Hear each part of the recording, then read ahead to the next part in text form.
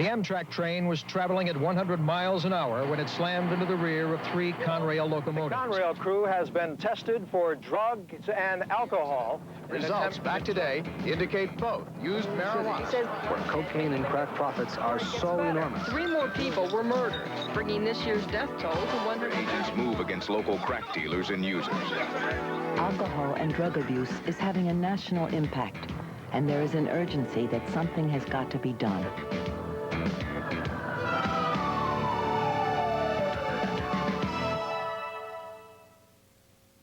I think it's absolutely impossible for employers to avoid the problems of drug and alcohol abuse. If they don't try to solve those problems in the workplace, they simply won't be competitive. One mistake from a doctor or surgeon here can have enormous consequences. When a flight attendant has a drug problem, it spills over. Inevitably, it spills over. If you have an impaired engineer or impaired conductor, you very well could be a catastrophe just waiting for a place to happen. The nation is grappling for solutions to the pervasive drug problem. It is difficult to stop the overwhelming supply of drugs coming into the country, but we can address the demand. We can create an awareness of the impact and consequences involved. Social norms are the most powerful weapon we have in a democratic society, and that's what our objective is to build a national consensus, to forge a national attitude of intolerance. There's a lot of people that just don't like to have drugs and alcohol around. If they knew that there was some kind of avenue that they could follow, then a prevention effort could very well be a community effort. We spend a tremendous amount of time educating people that it's just not okay to turn the other cheek, that they want to take some kind of responsibility and to be concerned about their flying partners and to try to help, to intervene. Industries are getting involved and spreading the word on drug abuse. One of the largest and most visible collaborative efforts is the Partnership for a Drug-Free America. So I can work longer. Compelling advertisements have been produced by ad agencies and communications professionals nationwide. They are volunteering time and creative energies toward changing attitudes about drug use. But that's not your problem. Or is it? Empowerment is the objective of our messages, really. It's twofold. One, to clearly state to people that the problem is not hopeless, and we are certainly not helpless. But also, to, on the opposite side, to make it their problem. What happens when you try to deal with these people? Businesses are spreading the word, bringing information to employees. Can these efforts really make an impact on drug use on the job? Studies have shown that the earlier that you can identify people, while they still have an intact family, while they're still employed, while they still have social status in the community, that the outcome of treatment is far better in this group than if we wait until they hit bottom. The sooner there is help, the better the chances of recovery. So how do you reach an employee who may need help? Why should a coworker get involved? What information does a supervisor need and want to handle a difficult situation? Education is communication. Do we know what works best? Prevention research is still a relatively new field, and we need to learn a great deal more than we currently know. But in general, I think that whenever we are going to provide information about drug abuse to anyone, the first and foremost fact is that it's got to be truthful information, it's got to be credible information, and in whatever way we can make it relevant to those who we're trying to get that message across to, that's essential. Information is only as effective as the person delivering it. For those in the transportation industry, co-workers are getting the message out on drug abuse. Only flight attendants really could do the job that the Employees Assistance Program is doing, because flight attendants understand other flight attendants. I know how other flight attendants feel because I'm feeling the exact same things that they're feeling. Because flight attendants are very unsupervised and they have irregular work schedules, it just didn't make sense for supervisors to be the people who are going to recognize problem behavior. It's going to be the people that you fly in those little tubes with hour after hour, day after day, month after month. We're going to see people who are having problems on the job and who can maybe be a catalyst for change. They can come to us and the company will not know anything about it. And a lot of times, we can head off problems before the company even gets involved in it or before they even know that there's a problem. I think what has made this program work is the involvement of the peers to get those peers involved and let them know that the 85 to 90% who don't use and abuse have the right to insist that the other 10 to 15% don't use and abuse, where they can now say to an individual, I'm not going to work with you any longer.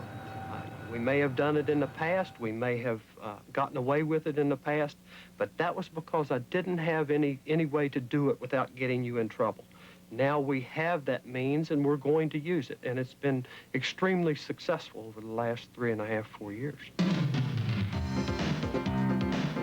In one city, education has gone beyond the efforts of individual companies. It has been magnified by the demand of an entire community. Miami, Florida, international crossroads for business and the drug trade. Miami has been battling the scourge of drugs for well over a decade. 70% of the cocaine coming into the United States comes through Dade County. 80% of all the felony cases that we would arrest in the local area test positive for cocaine. This past year, civic leaders have banded together in an effort to get drugs out of the workplace. It was the idea of a bottom line impact, the loss of money, the loss of profits, the continued deterioration of the workforce that caused us to take action. Business Against Drugs, or BAD, was formed as a collaborative effort between government and private firms. It is a partnership of organizations who want drugs out of the workplace. Members of BAD have drug-free programs or are committed to taking action. The momentum is catching on throughout the business community. People are beginning now to say, hey, if they're doing it, we'd better consider doing it. When we've talked to them, it's much easier to get a commitment from them, and we're finding that to be universally so in the large and moving into the medium-sized companies at this point in time. Business Against Drugs will provide information and support to companies of any size or industry. Outreach to smaller companies is a key concern. We evolved a very basic program. At the very foundation of it is a policy that you want a drug-free workplace, and these are the standards that you're going to maintain. One organization which is a member of BAD is Jackson Memorial Hospital. With over 6,500 employees, it is the 4th largest medical complex in the country. Jackson has had a drug-free program for years and supports this citywide effort. We'd like to have a combined effort to make this the in thing, no drugs. People all coming with the one and the same message so that people know that it's not the in thing to drink, to drug, or to destroy their lives. At Jackson Memorial Hospital, the medical staff sees the impact of Miami's drug problem on a daily basis. 76 cocaine-addicted babies are born each month. Hundreds of drug-related assaults are handled by the emergency center each year. The work is highly stressful. Jackson Memorial must address problems of addiction within both the community and its own staff. Here at Jackson, 30% of our staff are healthcare professionals, which means they're nurses, physicians, pharmacists. In that particular population, there's a much higher incidence of substance abuse than there is in the general population. The statistics pretty much say 1 out of 7 individuals in the healthcare profession has a problem with addiction, as opposed to 1 out of 10 in the general population. I think when we look at the healthcare professional who sees these individuals coming into the hospital as an addict or as an alcoholic, they attach a label to those individuals that they don't want to even begin to attach to themselves. Charlie, you know what day it is today? Can you talk to me? They see that and they say, well, I'm nothing like that, so I can't have a problem. I can use it and I can control it. And that one thought about control is one of the key issues that we try to address in educational programs.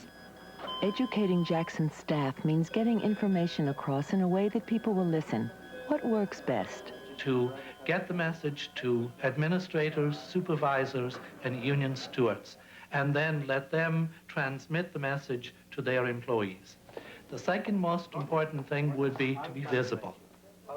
Other efforts have to do with our nurses who are in training here.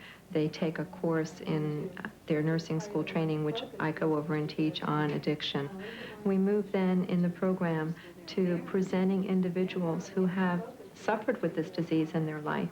As a nurse, when I was dealing with situations that were high stress, it was a very short stop for me to take somebody's Darvon, forget the Tylenol, you know, or to take somebody's Percocet, and eventually over the course of the disease, more and more medications until I was highly addicted to narcotics. I worked in an emergency room and primarily, and it was very easy to go behind patients after they were gone and put on charts and order for Demerol. There were even times that I gave patients no medication at all. If they had 100, I'd take 75 and give them 25, but towards the end, I just took all of it. What kind of things do you think we should be looking for? Say a nurse comes in who you might suspect, I don't want to be suspicious of anybody, but you know, maybe there's some things that we can look for. The first thing you look for in the disease is denial. I don't have a problem. 4 administrators right down my neck, and I said, no, I didn't take it, and just as loaded as the day was long. That's denial, and that's what it's like. And if you expect them to come to you and say, I'm an addict, you got another thing coming. At Jackson Memorial, the pace is intense and relentless. Education about abuse is provided in a broader context of working in a high-pressure workplace. Staff have to put up with a lot of environmental factors that they have no control over. They don't know how many patients they're going to get, how sick they are, or whether or not they're going to have resources to take care of them. So it's very stressful, and it's constant. It never goes away. It's easier to cope with things if you're anesthetized with drugs or alcohol, and it's real easy to fall into that. You know, I'll get through this, I'll go home, I'll drink a half a pint of whatever, or smoke a couple joints, whatever you might be doing. But eventually that carries into the workplace, and it's just not a healthy way to cope. Jackson Memorial is providing education on positive ways to cope, handle stress, and prevent health problems. These include a variety of classes and activities during the workday. Take a deep breath in. And relax and shake out. Okay, switch up. Activities that break the work routine, such as daily workouts, are part of the program. All right, and stretch down. Okay, move back a little bit bigger. That's too far, that's too far. Jackson Memorial is reaching out through education and prevention. Can it make an impact on abuse? It does make a difference. Education does definitely make a difference. Understanding the impact of this on the community makes a difference. And then not just understanding it and turning your head and going back to what you do every day, but taking a direct and active stand. A key leader in prevention programs in the corporate realm is Johnson & Johnson. The largest healthcare company in the world, J&J produces materials for medical professionals, as well as consumer products known to American families for decades. J&J offers its employees a comprehensive health program called Live for Life. We care a great deal about people being well, and it seemed to me to be inconsistent to care about the rest of the world, that's our business, without focusing on our employees. We really changed the culture of our employees to want to be well and to want to help each other to be well.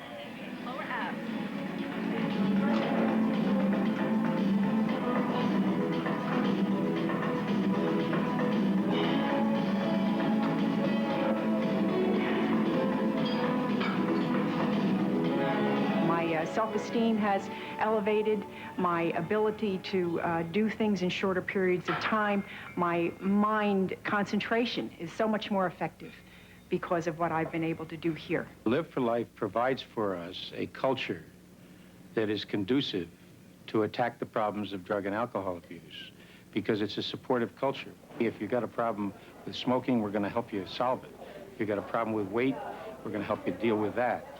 70% of our employees participate in 3 or more Live for Life activities a year. 80% of our employees who come to our assistance programs do so on a self-referral basis. We've engaged them in this process of pursuing healthy behavior through what I think is a key strategy, and that is making them responsible for their own personal health. Within Live for Life, there are a number of programs addressing alcohol and drug abuse. Currently, an interactive employee awareness exhibit is touring all J&J facilities. 19. You see your coworker who has been drinking stumble to his car, you should help him to his car, walk him around for a while before letting him drive, call a taxi. We had a list of people sign up to be involved. There are lunch and learn workshops on how employees can get involved. See, most people, in my community, their reaction to the drugs is, let's do something about it in the schools, you know. So we do something about it in the schools, but the kids live in the community, and the kids see people using alcohol, using drugs. In order to get the employees involved and management involved in this problem, it's really necessary for them to start identifying with the problem. That it's their problem. It's a my problem. It's not a problem. It's not just a company problem. It's not just a national problem. It is my problem. And the reason that we tie it into you, not that I use, not that I abuse, but my society and the environment I live in, it's a serious problem, and it's impacting me. Johnson & Johnson conducts workshops for supervisors where they can role-play handling an employee who may have a problem. And if you don't perform your job, you're just not, that's not acceptable. And I won't accept it. And then I would probably go through a disciplinary process, but I would look at it in terms of performance. When you said disciplinary action and you've already identified problems that might be contributing to it, would you consider referring to employee assistance at that point in time too? Well, yes, but then that becomes the employee assistance, that part of it is the employee assistance problem. I'm not really, I don't feel that I'm trained to deal with that. I'm trained to be a manager. I'm going to say that since you work for me, besides your performance on this job, I'm also concerned about you as a person. And let's deal with that as well. Okay, so let's look at this thing. Basically, we're in a cultural change, and that's one of our main thrusts at Johnson & Johnson. How does this translate to the alcohol and drug problem is, number one, I think culturally now we've reached a stage that it's okay to have an alcohol or drug problem as long as you're getting help. But it's not tolerated if you're not getting help. Johnson & Johnson is taking action. There are a host of activities underway to address drug and alcohol abuse in the workplace. At J&J, it's no to drugs and yes to health. Is the program making a difference? I think that the willingness of the company to go the extra mile to help us reach our potentials in all areas of our lives has made us more willing to contribute back to that company. Bottom line, we're more productive and we're happier. Getting the message out on drug abuse and how to get help is an ongoing effort. It means providing solid, good information in a multitude of different ways. It means getting in touch with employees, understanding their needs and interests. It means going beyond information to making changes in attitudes and ideas. It takes working together in the workplace, in our homes, and in our communities. Finding solutions begins with each of us.